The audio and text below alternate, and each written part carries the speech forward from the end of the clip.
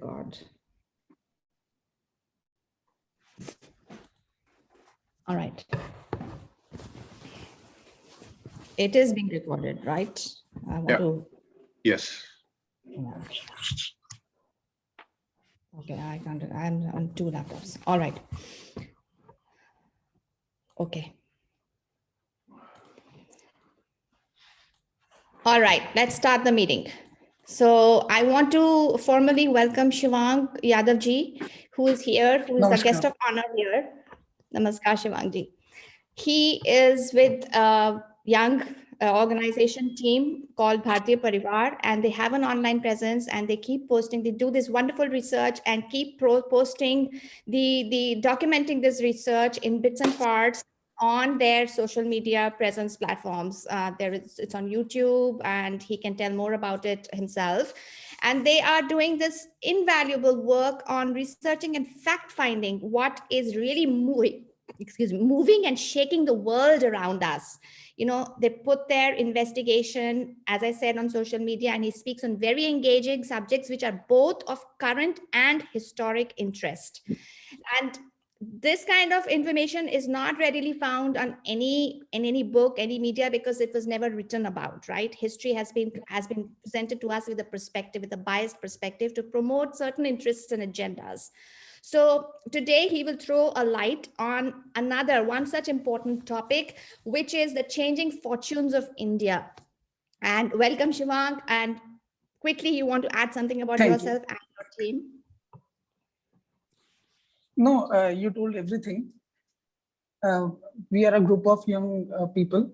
We are researching on different subjects. We are hoping for a better future so that our generations should live freely and with freedom and with nature. So we are trying to do that. That's all I have to say about us. Thank you so much. So Shivang is very well informed, and wherever there is some little bit of a language issues, he's comfortable with both Hindi and English. But wherever there is something, word, because sometimes there is no exact translation. Even I struggle to find even exact translation. So please feel free to use, and Gupta ji and I will chip in to see how we can closely approximate that word in English, right, Gupta ji? Yeah, sure. Yeah. So thank you. So I want to give you an idea, like even I had no idea, I was clueless about the enormity of wealth that existed in India. And we get accounts of this wealth from travelers who came from both from the East and the West, from people who actually invaded the country. Their people, the invasion within their party wrote of what they saw in India.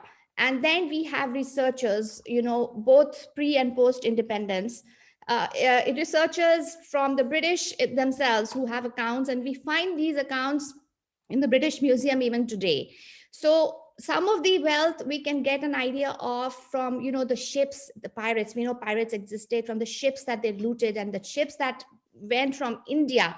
Can you imagine, like in the 13,000 days of British rule, there was literally almost every day that a ship would leave a port in India loaded with all this wealth, jewelry, be it jewelry, grain, and there are different wealths, right? Wealth, the definition of wealth, Shivank, we threw on. What is wealth? Wealth, so there was jewelry, nothing was left that was not taken.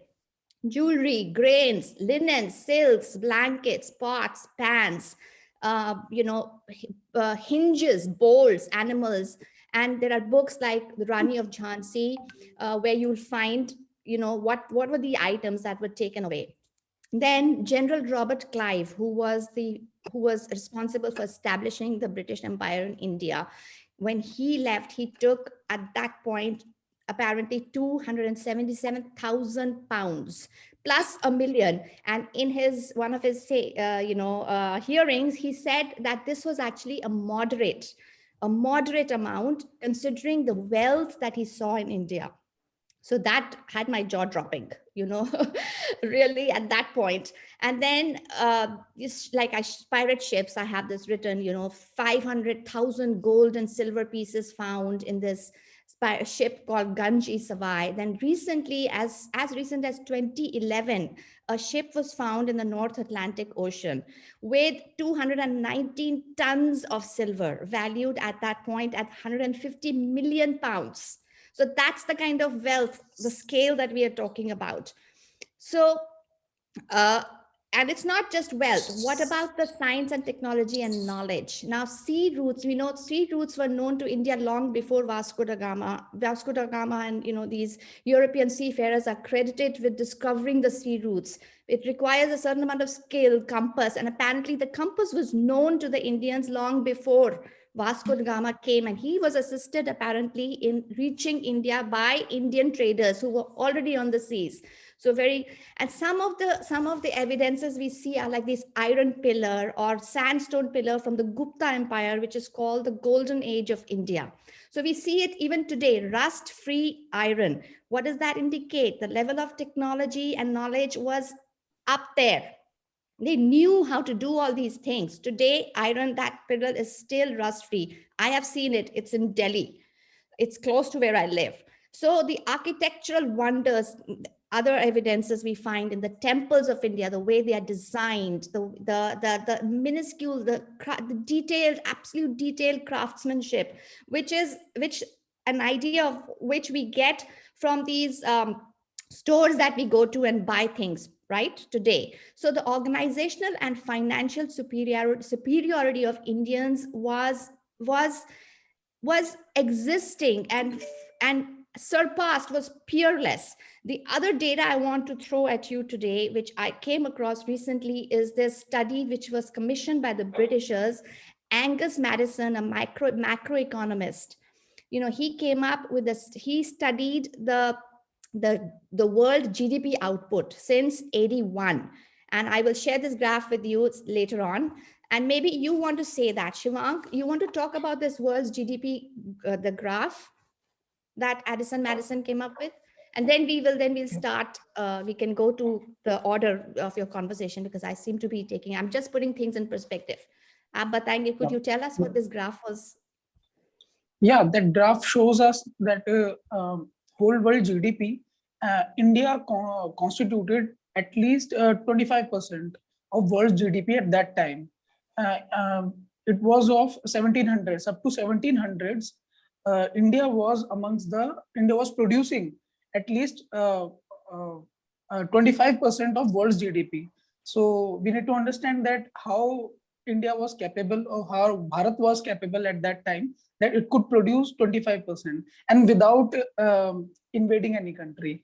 So that was the GDP. Only China was above us. Before that, China was also below us, but China succeeded because of lot of invasions were there in India at that time. So it came down to 25%. Before it was 34%. In 1700s, it came down to 25% because of invasions. And China was above us at that time. So that GDP graph showed us that European countries or America or any other country in the world were way more less in GDP at that time. Correct. And in spite of all the constant invasions, and we know Nadir Shah came, the Mongols came from from Central Asia, and then the Turkish people, and this is not a demeaning exercise. It is just presentation of historical facts. And to point that in spite of, and everyone who came and invaded took away huge amounts of wealth. And in spite of that, India still remained right up to the 18th century as a top contributor to the world's GDP. That means a lot. That has inferences from that. What is it? That how is it? And now we will come to the crux. We will go to all the different systems. There is so much information to share, but we will skim it today, and we can go in depth later on in other conversations. So what is it? The point to think is, now, such enormity of wealth cannot be created in one small part of the country or with limited knowledge. That means we had presence and knowledge and production happening through vast expanse geographical territory. So Shivang, I want you to start with, what is it that essential unit or essential, there was a system or structure in place? What was that? Yeah, absolutely. There was a structure because I don't know, but most of the people have heard that once upon a time in history, Bharat was called bird of gold. Sone ki chidiya. It was called Sone ki chidiya. So by Correct. hearing this, people usually assume that it was called like this because might be kings of Bharat possessed lot of gold and precious jewels, but common people were poor as they were in any other part of the world at that time. Now people start to see these things by the lens given to the world by Britishers. But if we take a closer look to the real history of Bharat, the case was a bit different. Yeah. Because even now, when we see the tribal communities living in forests of Bharat, those communities still possess gold and silver in huge quantities. And if we are seeing that they possess this much amount of gold and silver, then we have to also take a look at two things. First is that it is noted in history that people living in the area which was previously called Bharat, not today's India, which is divided, but people who lived in that undivided Bharat never attacked or raided any other country from 10,000 years up to now. It is recorded in history. Second thing is that in Bharat, we have very limited mines of gold and silver. I mean, gold and silver are mined here in very low quantity. Forget about 300 years before or 500 years before. Now, in 21st century, when capitalism is at its peak, now also it is very limited according to standards of other gold and silver producing countries. So now neither Bharat invaded any country to loot gold and silver, nor it produced that much compared to what it possessed. Forget about people living in villages at that time. That much riches were with tribal people. So now question arises that where did they get it from? Where did it come from? So where did they get it from? Where did it come from? To understand this, first we must understand how society worked or functioned at that time when Bharat was called bird of gold. Because everyone just said that before Britishers came in Bharat, it was very rich and prosperous. But no one tells about what was like that system which made this country that much rich and prosperous. Because uh, according to me, there is always a system which leads things to that position. Correct. So now we have to take a closer and unbiased look towards our Bharatiya civilization. See, we usually hear these words that Bharatiya civilization is and have always been an agriculture dominated country or agrarian society, or as we say in Hindi, Krishi Pradhan Desh. Right. But in reality, that was not the case in ancient times. Bharat was not agriculture dominated society, but in fact, it was industrial dominated society, which was centered around agriculture. Because there is a very famous saying in Bharat, Uttam Kheti, Madhyam Vyapar, Nimn Chakri. So we have to understand these three things. If I translate this in English, first is Uttam Kheti, which means that a society should do excellent farming, like abundant farming. Nobody should say that I am hungry because there is not enough food in village. Different variety of vegetables, different varieties of grains, fruits, everything you say, that should be cultivated in village. Second is Madhyam Vyapar, which means that trade should be done in moderate way. Society should not encourage to do trading very much. Trading is necessary. Yes. Trading is necessary. But society should not totally depend on just trade.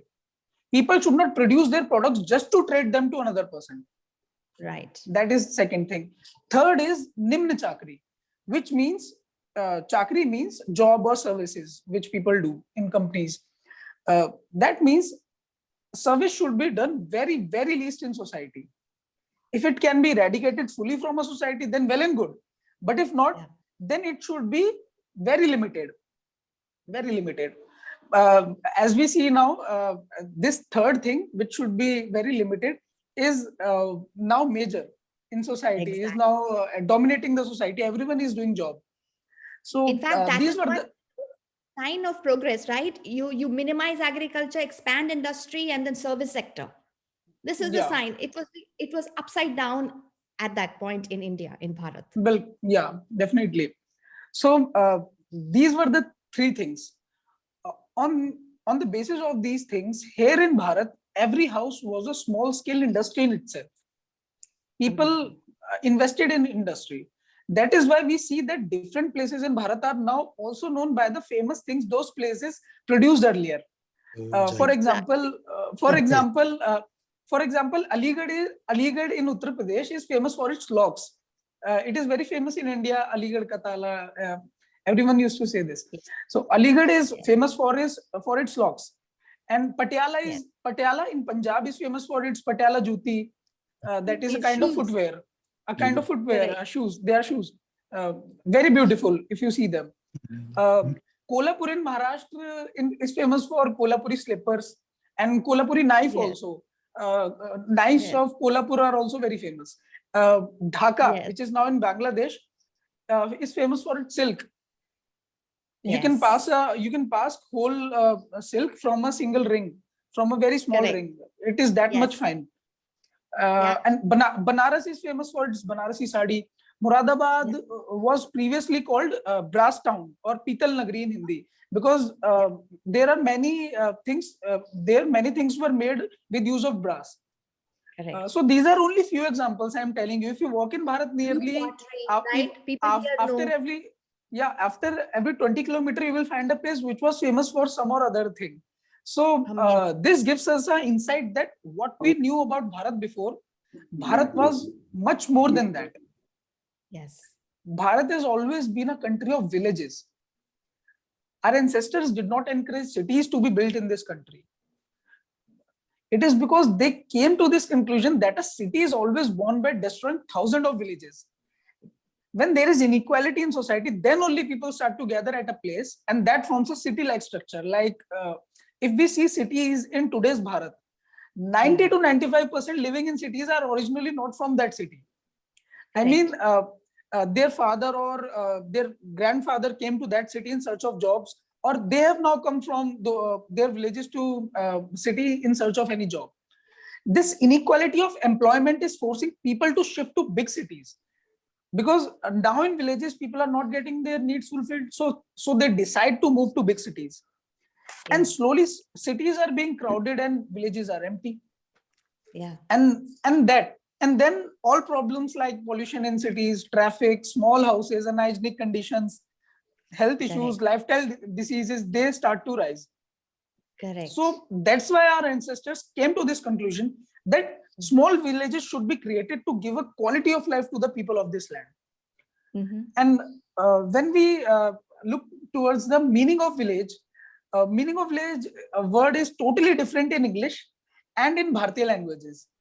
In European sense, village means simply a group of houses. But here in Bharat, it doesn't mean that. In different Bharatiya languages, village is called gaon, or pind in Punjab, or dehat, we call it in Uttar Pradesh. These all words point towards the same meaning, which is a village is an entity which is like a human body. Pind means body. Dehat means which is inside our body. So these all words indicate towards a same meaning, which is like a human body. Because if we see,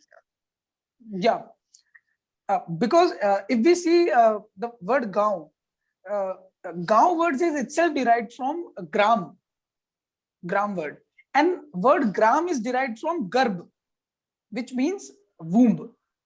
So just like how a womb of mother takes care of everything of baby inside that womb, a gaon or village is also like a womb which takes care of its people living in that village.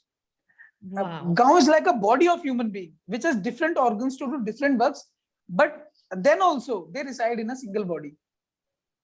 This definition of a village was not just to present definitions to anyone, but in reality also a village was designed according to this definition. Let me tell you how. A village was designed on 4 principles. There were the 4 things. These were the 4 things according to which most of our villages were designed. First one is science, which we call Vigyan in Hindi. Science is very essential thing to create a society. Science of every craftsmanship, science of nature around us, science of body, agriculture, clothing, animals. Science has to be there to better understand our environment. Second thing is Kala, or what you call art. Art is also a very important constituent of a society. Everything which is done in a society, be it making of shoes, furniture, homes, food, temples, clothes, jewelry, or even war swords, everything has to be beautiful. Everything. When you go to museums, you see Indian swords, Bharatiya swords. You can see very intricate designs on those swords. I mean, a sword which is used to which will be used to kill someone, that is also very beautiful. So our people thought that everything has to be very pleasant to watch. And sometimes we see that art is, and I think sometimes art is also first step towards spirituality. So art is very important in a society. Art is very important. Third is spirituality. Today people confuse being spiritual with being religious. Spirituality is something different. Spirituality is a different thing. Spirituality is very necessary for a society to live happily. Spirituality doesn't mean to stand and pray in front of us, in front of statue of God. Spirituality can be that for example, if I say, if I'm standing in front of a tree, if I'm staring at a tree, when I know that this object which is in front of me is a tree, that would be called knowledge or gyan. When I try to understand that how a tree is born, or how leaves of this tree get energy from sunlight, or how the roots of a tree provide water and everything to tree, that would be called science of a tree or vigyan. Correct. But when I try to understand that what is the relationship between this tree and me and this whole universe, why I'm standing and staring at this tree, what is my purpose of this life, then we would call it spirituality or pragyan, what we say in Hindi. This thought process should be in every human being living in that village. Now, fourth and last is Samajik Arthashastra, which we can call in English social economics, if I translate. This component of a village is very important among other three components. This is most important because this is the component which, if executed properly, will lead a society to execute other three components also. If social economics of a society is in place, then society can think of science in every subject. If economics is correct, then only people would have time to create art. If economics is executed to have abundance of resources, then only people can think of spirituality. Limitation of resources lead to a disbalanced society, what we are seeing now in world. Our ancestors understood it very clearly that nucleus or center of any civilization is economics. Economics decides the direction in which that particular society has to move. Economics decide what people will wear, what they will eat, or even they will eat or starve to death. They understood the importance of economics or distribution system. They designed the system of a village so that not a single person have to leave his village in search of livelihood. Most of the people among you must have heard a word sanskar. Many times you have heard that word sanskar. Our economics revolved and designed and was designed around these sanskars. Sanskar is a set of value systems to very approximate. Actually, it can be called a value system, but actually it was a system it was based on economics, because there is a whole story about Indra, which tells us about this sanskar story. So we had 16 major sanskars and 33 minor sanskars. So in total, we had 49 sanskars. These sanskars start from the birth of a child and ends with the death. So different type of works like Sunar, Kumhar, Badai, Chamkar, Suthar, Mahar, Dhobi, Dankar, Kisan, Gwale, Julahe, Rangare, and many, I cannot name them all. These were works which were divided. Trades. Which you just mentioned are different trades. Yeah. These works were divided among 360 castes, which means 360 castes perform 360 types of works in a village, which were previously called gyati. Okay. So there were majorly 18 Gyatis, and there were those Gyatis, also which were connected to these 18 Gyatis. Like there used to be a Chamkar Gyati. Charmkar were the people who used to make all the products related to leather. Their caste was called Charmkar. But in that Charmkar caste, there were further subdivisions. Like there were Charmkar who had a work to gather the leather from already died animals. Animals who died in village, like anyone's cow is no more. So the Charmkar community people will come and take the body with them. And they used to visit forests also in search of dead animals, because it was a value system that we didn't kill any animal for leather. We go to forest that animals are already killed. We used to gather that leather. So once they brought that dead animal to their house, then from taking out leather from the skin to cleaning of leather, this whole work was done by this caste. Then this clean and raw leather was given to another Chamkar caste, who would now make shoes or slippers with that. Just like it, there were different Chamkar castes who had expertise in the leather products. So there was like super specialization. Yeah, everyone has to be specialist in their work. Nobody have to work all the things. Like I have to take out the skin also. I have to process it also. I have to make shoes out of it also. No, that work was divided between different castes. So they had expertise, like leather products which were used during agriculture. Some held expertise in leather which was used in war armaments. So what was the thought? I know, like, what was the thought behind this super specialization? Yeah, I'm coming to that. Some had expertise of leather products which were used in daily household practices. There were many use of leather at that time. So like this, just a simple leather work was divided into different castes. It was done like this because of two reasons. First is that if you divide the labor to do a particular job, then more people can get employment. Otherwise, they could have given whole process of leather making to just only one caste, but they divided deliberately. Deliberately, they divided that work into different castes so that many people could get employment. Right. Second is that when a work is divided into different people, then everyone can add its own creativity and aesthetic to that work.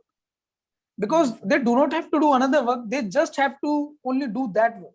So they can add their creativity and aesthetic because they have abundance of time to do that work only. Right. So just like this, every Gyati was divided into its subcategories.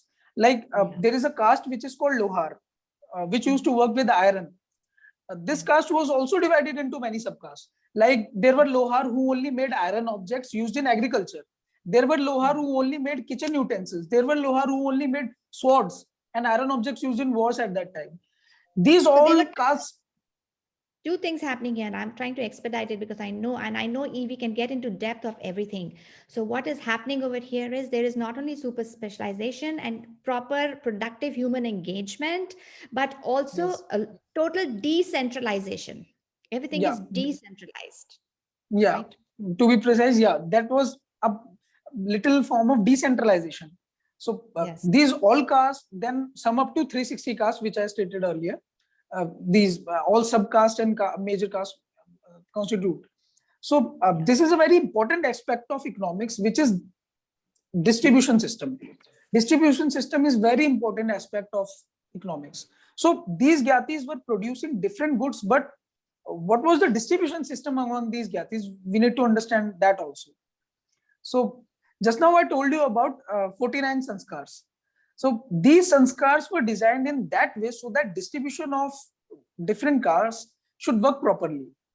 So let me tell you that with an example. In Bharat, when newborn babies were born, there were certain works which were divided among women of different castes. Like when a baby is born in Bharat, so that umbilical cord which is connected between baby and his mother, that should be separated with women of Dhobi, not by the women of their house.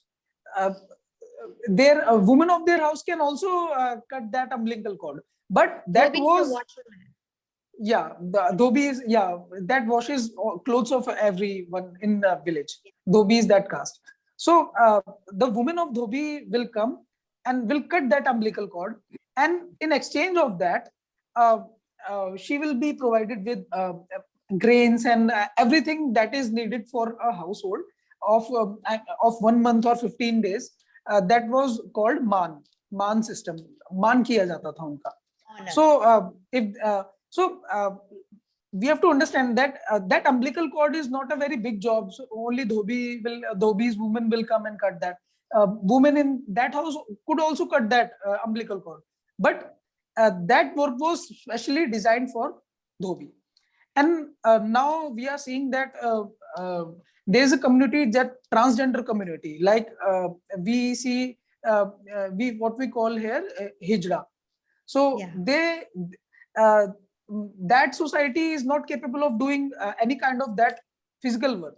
So our ancestors decided, our ancestors gave them also their work. Role. So they have to, when a baby is born, when there is any marriage in our society, they used to come and they used to give ashirwad to that newborn baby, and Blessing. and instead of a blessing, and instead of and in exchange of that, we used to give them everything, like grains and vegetables and everything they need for their livelihood. So that was the system which was designed for everyone.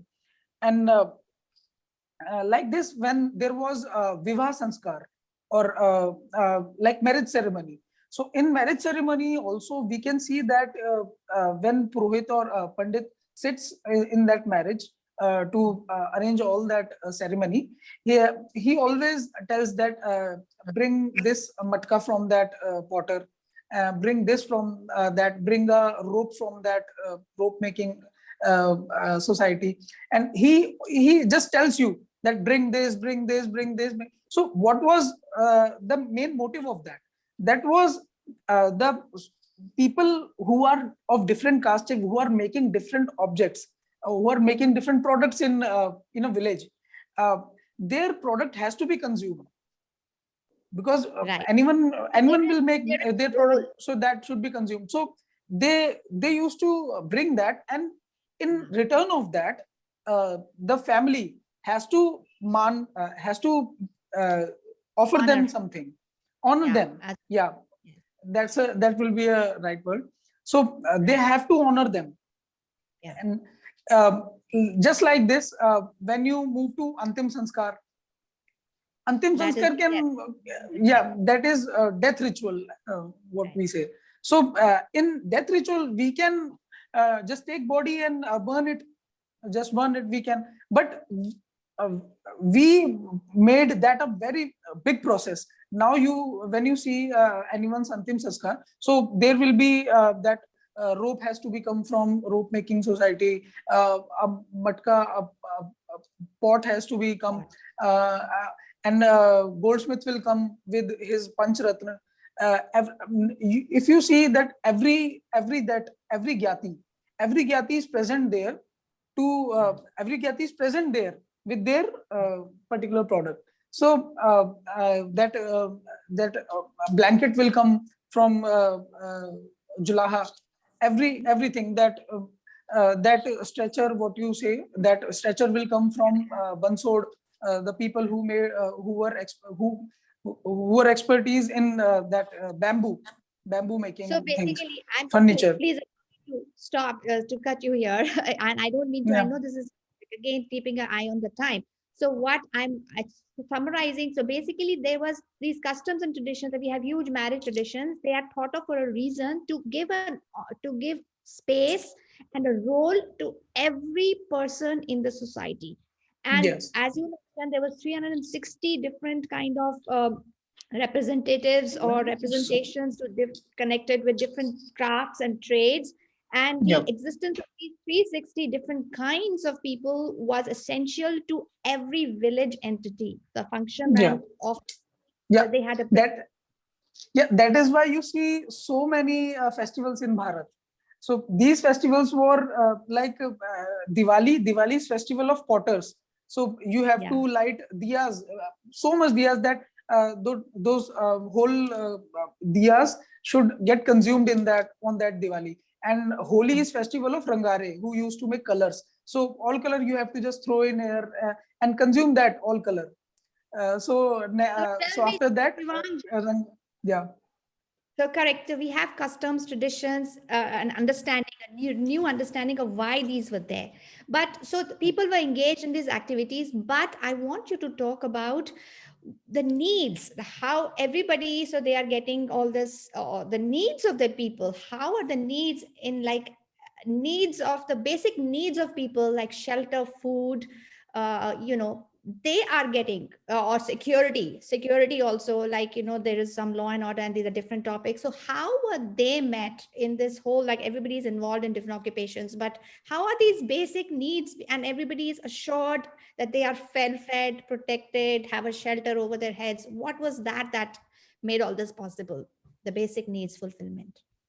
Yeah, that on that topic, I would like to give you example of nai that used to cut our hairs, barber, what you say in English. So now also in some villages, nai comes to every home. You don't have to go to barber shop, or there is not any shop of barber now also in some villages. That barber comes to your home. uh, he will cut all family members nails and hairs. He will he will shave your beard, everything he will do, and he will go. He will not take anything. At that moment he will not take anything from you. Just like that dhobi who used to wash clothes of everyone in village, they also wash clothes of everyone. They did not take any payment or any money or any what you call barter system. Like they did not take anything at that time when they were washing clothes. It was done when farmers uh, cultivate the crops, when there is time when crops were cut and ready to distribute. That was the time when food was distributed among those people, because everyone in village had their land in village, but they did not farm that. They did not do farming on their land. There was a special caste that were called farmers, who used to farm on everyone's land.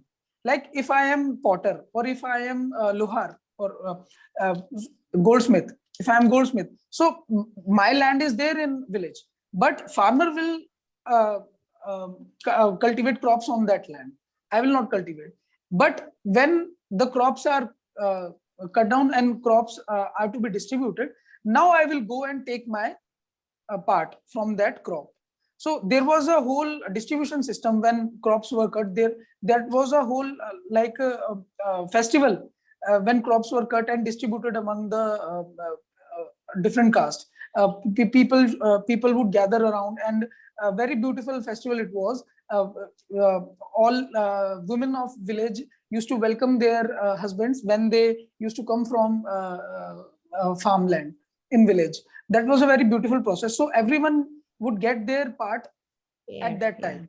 And they will that exchange was not there in Bharat. Exchange was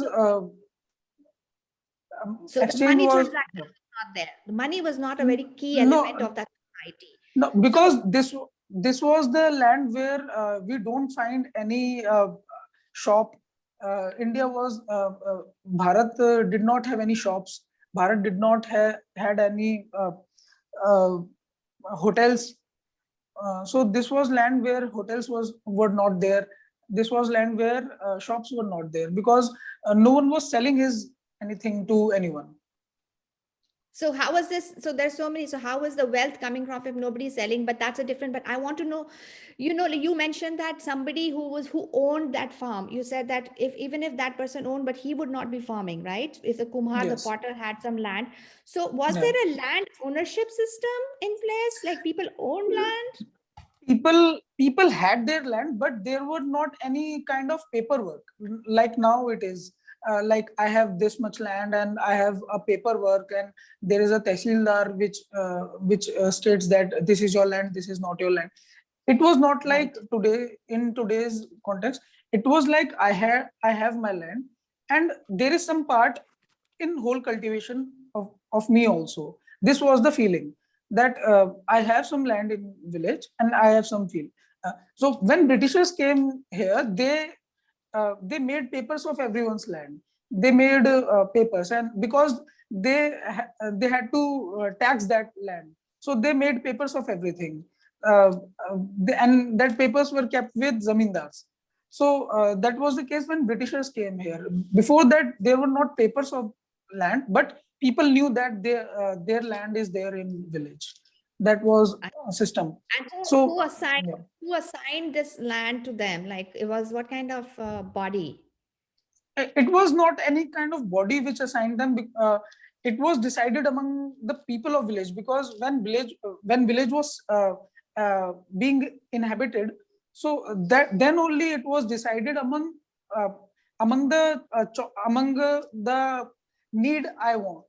I mean, if I had 20 people in my house, so according to that, how much land would be required to me?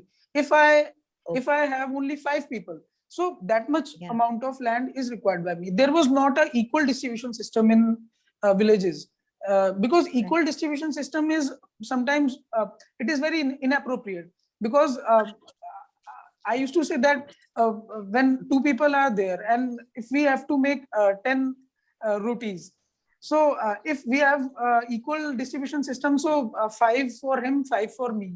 So but if I only eat 4 and he eats 6, so he will be hungry and 1 roti will be spared by me. So equal distribution is never an option. uh, Actual distribution, I mean, what I need should be given to me. So that was the case in villages of Bharat. Right. So agriculture. So what assured that the agriculture and we will move to health after that very quickly. So what assured that we had enough production? Like there was what kind of science and technology for farming existed, and what systems decided that we are going to use this particular technology or this method, and this cuts across all industry also, agriculture also. But what was that system of deciding what to use and what to discard? It was a gradual process, slow and gradual process, because when society is free of any government intervention, because at that time rajas or kings were not actively they did not actively participate in village matters, because in Bharat, Raja was used to call Kshatriya, which means जो क्षति से रक्षा करे. That if I translate that in English, which protects from outer enemy. So in our language, in our context, we do not consider Raja as a law-making body.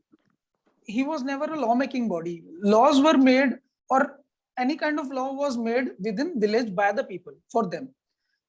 King was just to protect that particular area from any outer insurgents. So that was the case. So people always gradually decided what new technology, what has to be discarded, and there was shastra of everything. Because when people are free to do anything, they go into making of shastras. So there was shastra of farming. There was shastra of leather. There was shastra means everything, that what kind of leather is used in this, what kind of leather should and in which tithi, in which nakshatra we should take out leather from that particular animal, in which. So this was the knowledge which was gradually developing, which was stopped when Britishers came here, because they mentioned many things unauthorized. Right.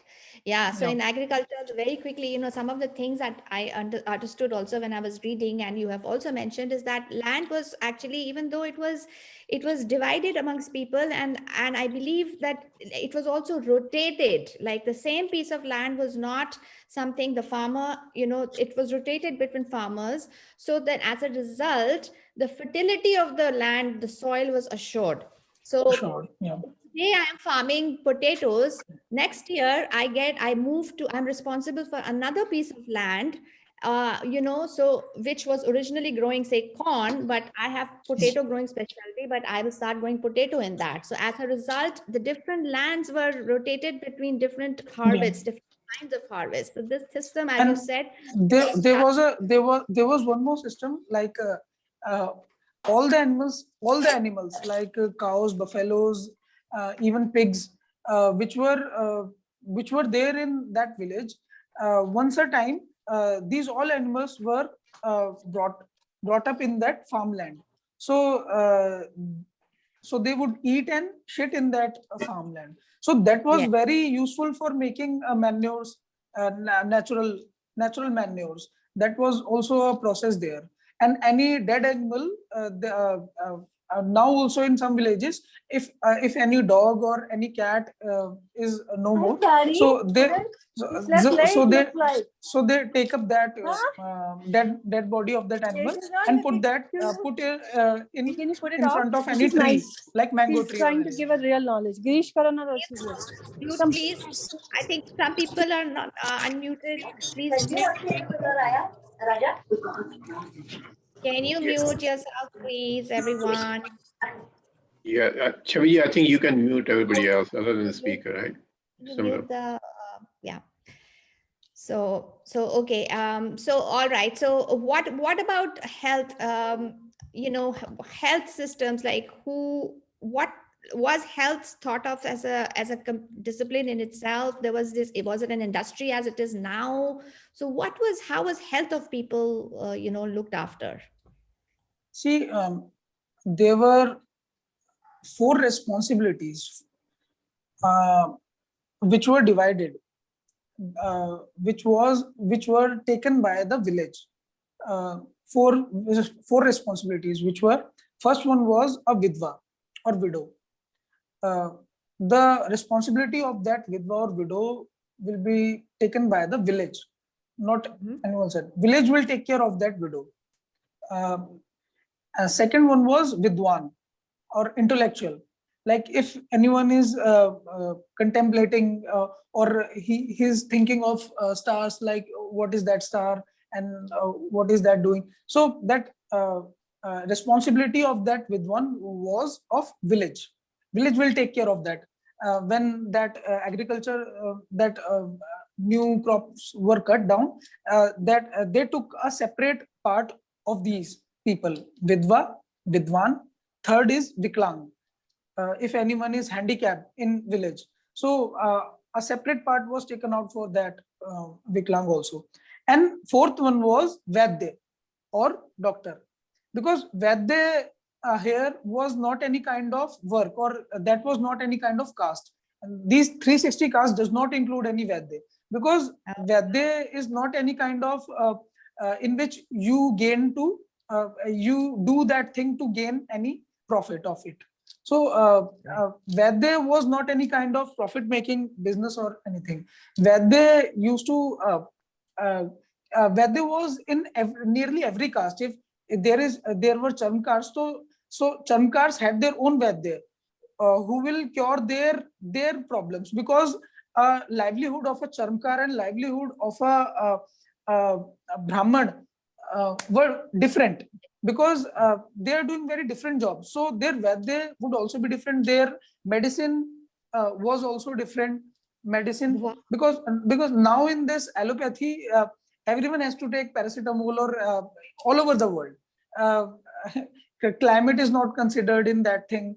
Not his physical work is not considered in that thing. But earlier in Bharat, physical work, gyati was very prominent. If you go to any Vaidya previously, Vaidya used to ask you about your gyati. What is your gyati? So if you tell I am Charmkar, so he will give that particular medicine to me. And if I say I am Brahman, or I do not do that much physical work, so my medicine was different.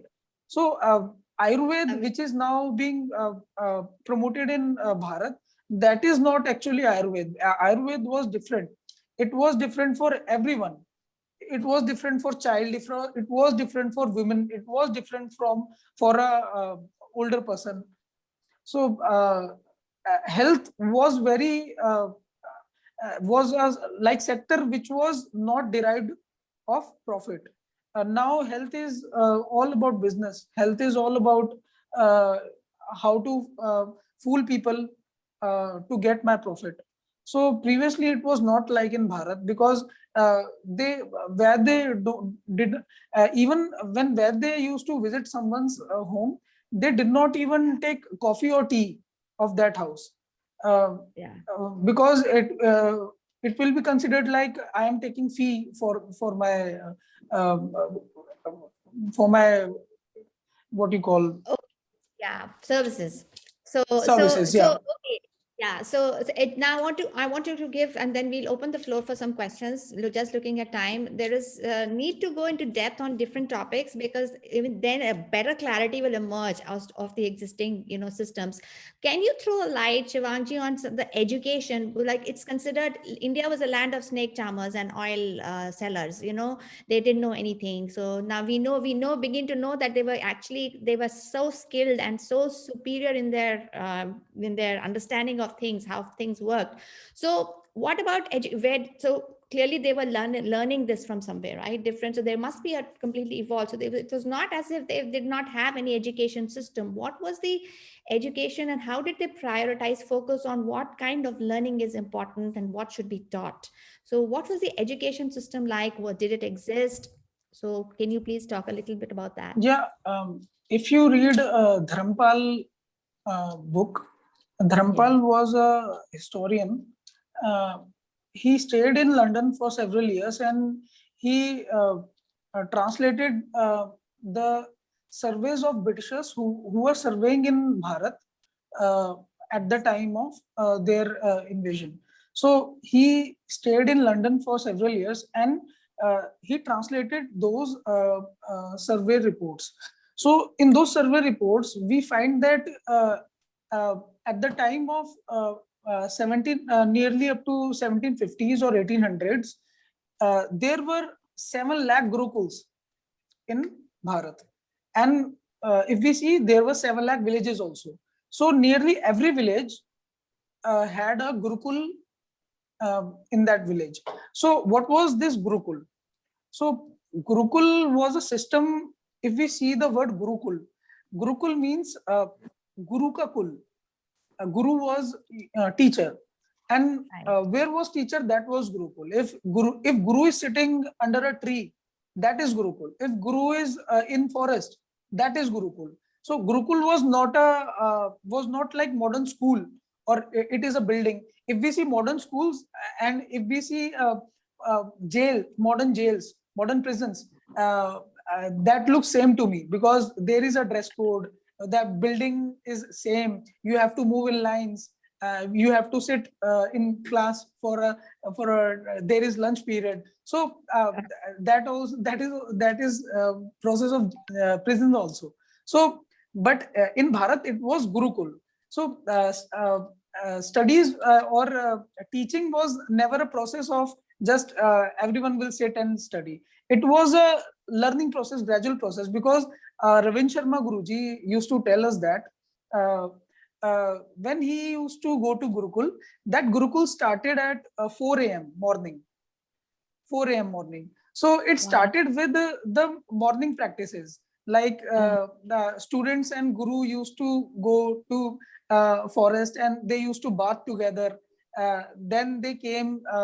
Then they came to Gurukul. Then study. Then everything would start. Like if they have to study maths, so for 1 week, for one consecutive week, maths will be studied. There were not any kind of that system that for 1 hour we have to study maths, then the bell will ring, and then we have to then we have to study physics, then bell will ring, then we have to study social science. So that was not the case. If maths have to be studied, then maths will be studied for consecutive 7 to 8 days. And there was not any kind of exam system that you have to study for 2-3 months or 5-6 months, then there will be exam of 3 hours, 4 hours. That was not the case.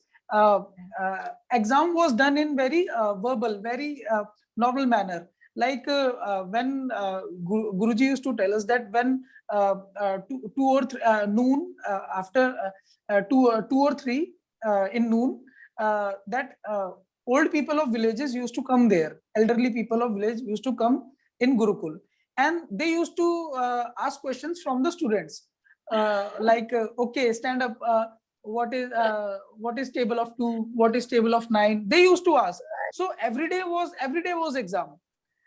Every day they used to give their exam. So that was the case. So this Gurukul system existed until Britishers claimed that illegal or unauthorized. They started their own convent schools and banned these Gurukuls. So that because students developed in these Gurukuls, students who studied in these Gurukuls would never accept that slavery of British. Right. But students studied in convent school accepted that slavery, and they got jobs under British rule. And after that also 1947, those people came into power, and what is now we seeing Bharat has become Yeah, so India. it was key to break these systems was key to to sustenance of that British to how for them to prevail over the country, and to then deny. There were other reasons which we are not going to get into. It's because of industrial revolution at that point. What was this industrial revolution? And we are seeing that all the three revolutions, the white revolution, the green revolution, industrial revolutions have not added. We are not in any better place today Yeah, after those we three revolutions. degraded. Even we degraded after that. And for 2000 years, Indians have lived in superior health, superior economic status, superior social status. There was no depression because it was such a cohesive and close-knit society which looked after, which catered for everyone's needs in different ways. So every need was met, whether it was mental, whether it was physical and spiritual. So these systems ensured that the triad of needs was met.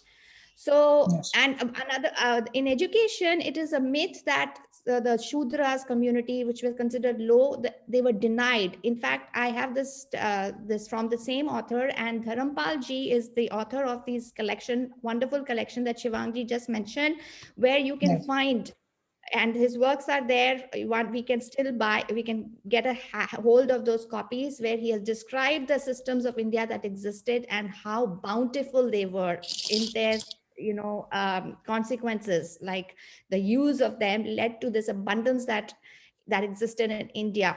And 70 to 80% of people who were educated in these schools and there were colleges actually belonged to the community. So it is a wrong image that we get to see of India, which is projected for a reason. So with that, I want to open the floor to questions. People, if they want to ask any question that they would like to, please raise your hands. And I mean, I would like to ask more, but because there's so much to cover, but I'd like to have others take this opportunity.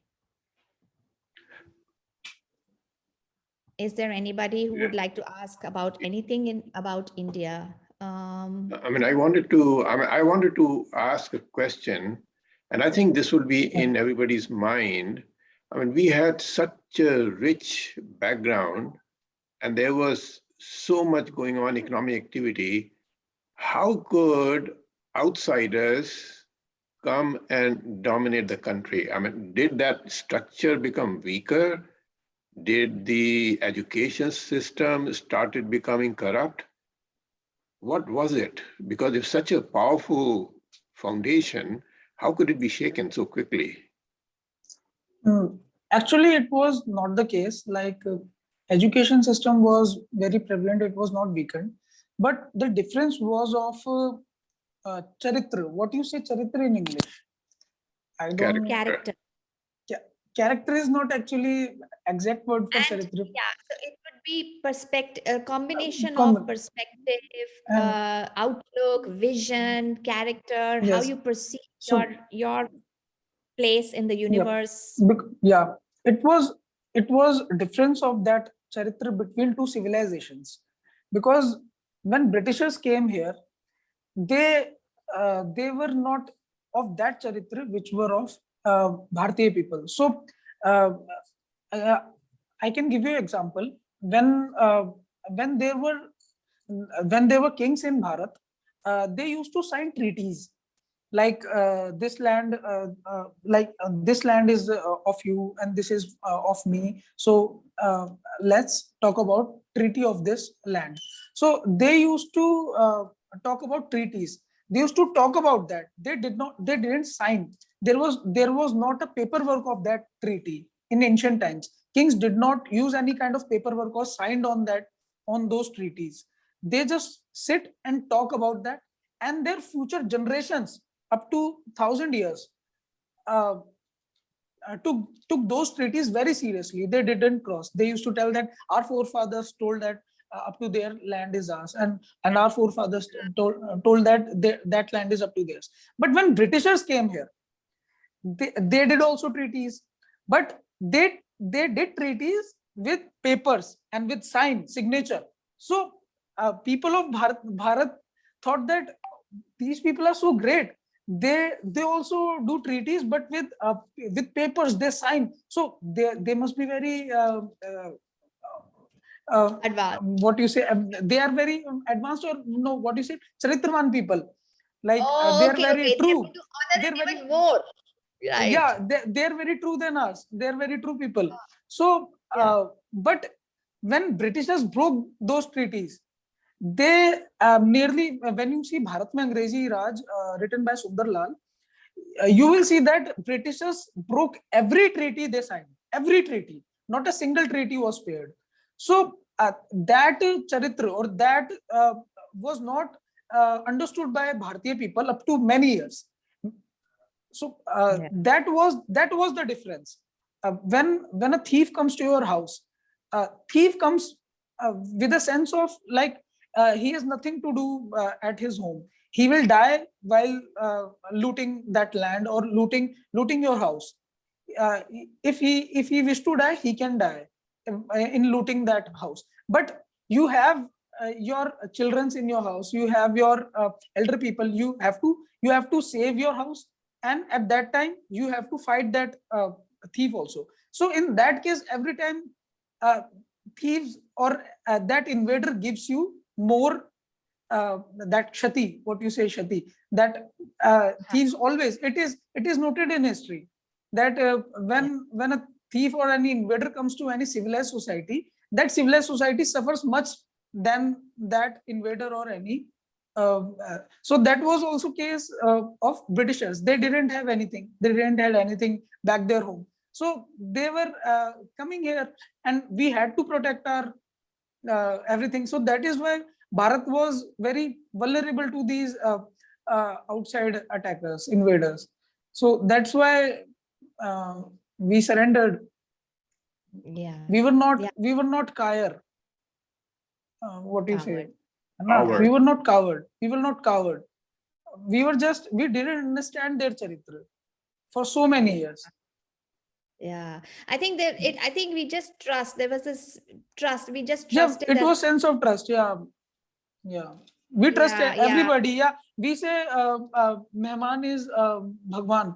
Yeah, we Exactly. say that so we It's like didn't God. think it. Them like Yes, God. yeah. Yes, as So God. Correct. we didn't thought that God would do this to us. So that was the case. We trust everybody.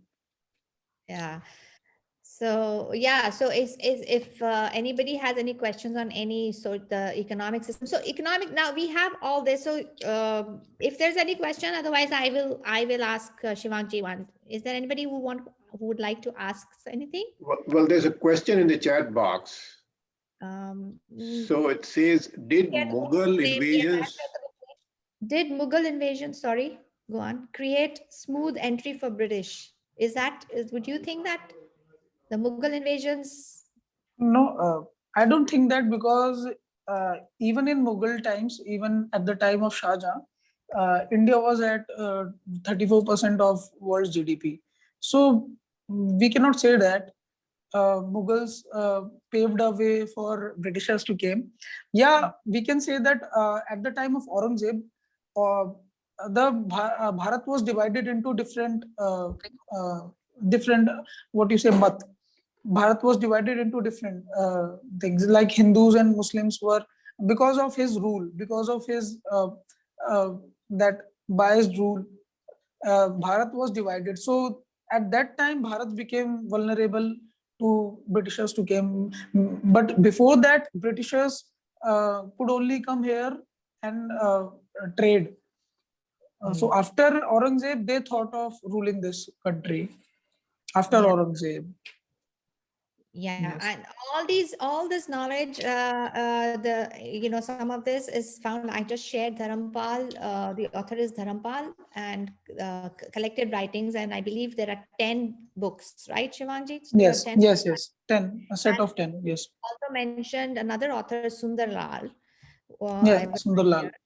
Um, That book book is was banned by the British.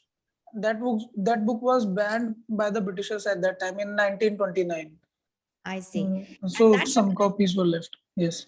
अंग्रेजों से पहले का Bharat, is there might be an English translation, the India before the British, that's the English translation of the title. Yes. I don't know if the translation of the book exists. So now I want to ask you, like, are these, in the changed circumstances of today's world, are all these systems still applicable? Can they be implemented? Are they scalable? Do they meet the criteria of efficiency and productivity that the modern world seeks a lot, right? So So this system, what I'm telling you, was designed by the people of Bharat for themselves. They did not design it to present an ideal in front of whole world. This system was designed according to our environment and yeah, according to our needs. I don't think European people or people living in other parts of world should design uh, this system. They should design their own systems, which are free from government or federal systems. So now this system, we can take certain things from that system. What I'm telling you, we can take principles of that system, but we cannot execute exactly what it was like before, because now people are not ready to do that work.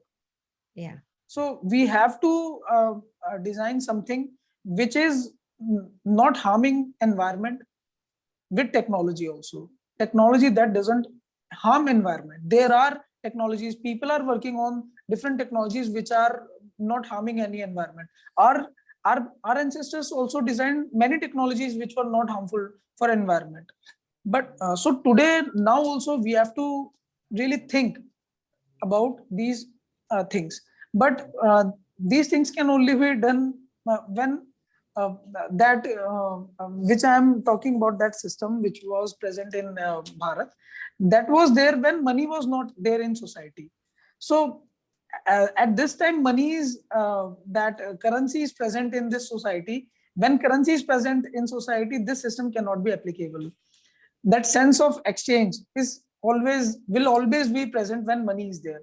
So if we have to take that society and take principles of that society, so first we have to understand what money is. What is money? What is currency system of today's world?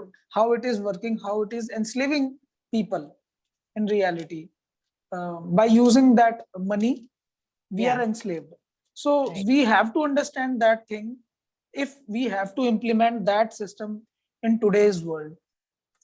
So a So money-free model is possible, according to you? Can we think of a yeah, money-free model? yeah, because that was possible before Britishers came here. That was even up to 1980s, 70s, 80s. After 1980s up to that is possible in some that was present in some villages, and now also it is present in some villages. If you go Even to some remote villages in Bharat, there now. is money is not very prevalent in those villages. Exchange Yeah. exchange is going on according to that way. So it is possible, but we have to move to that society by a slow, gradual process. We cannot do like money is banned from tomorrow. that will be a real chaos in society. We cannot do that. We have to slowly move towards that moneyless society. There has to be a policy shift, a gradual Yes, policy a shift that has gradual to policy shift and transition. People should get time of that transition. Correct. And it is possible. The very fact that for 2000 plus years, we have lived with that system, right? Yes, For more than that. 2000 years. is recorded. Yes. Recorded history, yes. So just because in the last 100 so years, since the 19th, the 20th century, things just were disrupted, completely thrown into turmoil, just and cut away, and eroded and completely destroyed. So that's recovering from that and instilling those systems now will be a time bound and Will be a time, yes. yeah, It is a time taking process, but it has to start it from is now possible. only. It is Yes, possible. it is. We did it. We can now also. And it has to be done with the will of the people. The people, we Yes. have seen we think that's really worth observing is that in all the systems, people had a role, right? Yes, People always. were participating, and it was not one ruler sitting here who was deciding everything.